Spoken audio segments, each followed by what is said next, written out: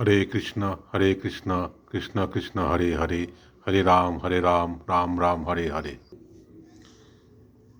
রাজার আদেশে মন্দিরের পরিছা প্রতিদিন বহু লোক দিয়ে প্রচুর পরিমাণে মহাপ্রসাদ পাঠাতেন। সগণ সহিতে প্রভু প্রসাদ অঙ্গী করি, উঠিয়া চলিলা প্রভু বলি হরি হরি।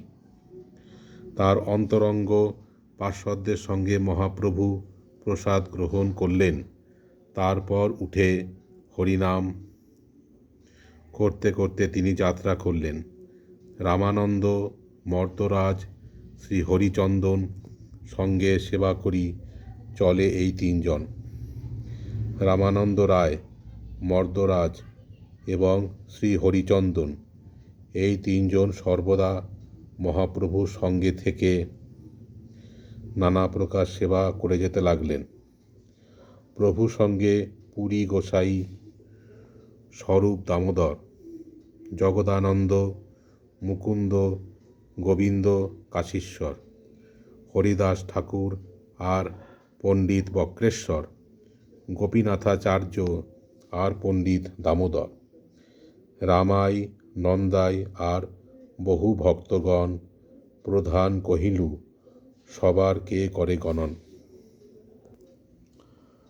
পরমানন্দ পুরী গোস্বামী, স্বরূপ দামোদর, জগদানন্দ, মুকুন্দ, গোবিন্দ কাশীশ্বর, হরিদাস ঠাকুর, বক্রেশ্বর পণ্ডিত, গোপীনাথ আচার্য, দামোদর পণ্ডিত, রামাই, নন্দাই এবং আরও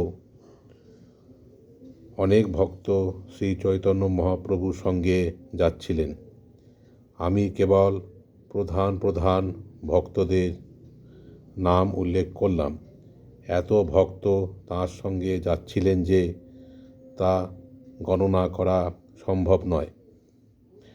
গদাধর পণ্ডিত যবে সঙ্গেতে চলিলা, ক্ষেত্র সন্ন্যাস না ছাড়িও প্রভু নিষেধিলা।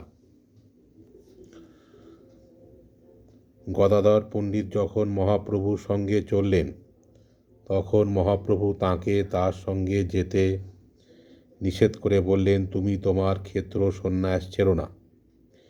কেউ যখন ক্ষেত্র সন্ন্যাস গ্রহণ করেন, তখন তিনি তার পূর্ব বাসগৃহ পরিত্যাগ করে কোনো বিশেষ কৃষ্ণতীর্থে অর্থাৎ পুরুষোত্তম ক্ষেত্রে বা নবদ্বীপ ধামে বা মথুরা মণ্ডলে এককভাবে বা সপরিবারে পারমার্থিক জীবনযাপন করে বাস করেন।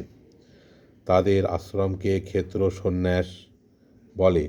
শ্রীল ভক্তিবিনোদ ঠাকুর বলেছেন যে এই আশ্রমই কলিকালে উপযুক্ত বানপ্রস্থ ধর্ম। সার্বভৌম ভট্টাচার্য এই প্রকার ক্ষেত্র সন্ন্যাসী ছিলেন বলে উল্লেখ করা হয়েছে।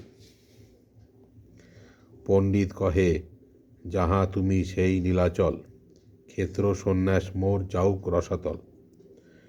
তখন গদাধর পণ্ডিত বললেন, তুমি যেখানে থাকো সেই স্থানটি নীলাচল, তাই আমি তোমার সঙ্গে যাব। আমার ক্ষেত্র সন্ন্যাস রসাতলে যাক।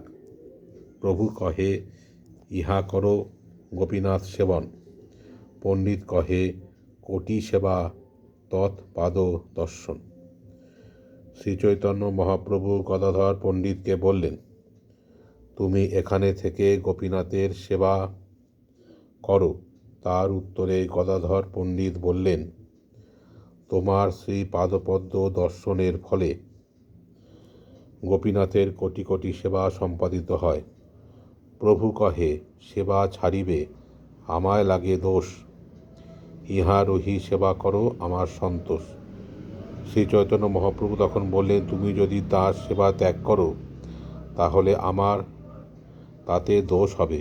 তুমি এখানে থেকে গোপীনাথের সেবা করো, তাহলে আমার সন্তোষ হবে। হরে কৃষ্ণ।